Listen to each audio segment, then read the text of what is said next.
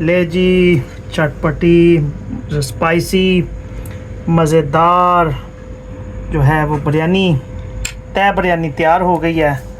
और हमारे जो हैं वो नुमाइंदे जो हैं वो आ गए हैं खाने के लिए।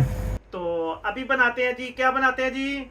तय वाली बिरयानी। आपका नाम क्या है? हाफिज तैयब साहब, जगह दे दे प्लीज़। Thank you. चिकन बड़ा अच्छे से साफ करके धो के मेरी मिसेस ने तैयार कर दिया है, मेरी बेटी ने मिलकर तैयार किया है। अब्दुल्ला आदि का स्टैंड किधर है जी? तो हमने जो है वो प्याज डाल दिया इसके अंदर जी। इसके अंदर अब हम जो है वो टमाटर का जो हमने पेस्ट बना के रखा है वो डाल रहे हैं इसके अंदर। और अब इसके अंदर जो है हम लहसुन अदरक का जो पेस्ट बना हुआ है वो डालेंगे ताकि ग्रेवी की जो है वो खुशबू बड़ी अच्छी बन जाए। बिस्मिल्लाह। अब इसके अंदर हम जो है ना वो दही को ऐड करेंगे। चिकन हमने इसकी जो है वो उबाइल कर ली थी। ये इसके अंदर हमने थोड़ा सा फ्राई प्याज लगा दिया है।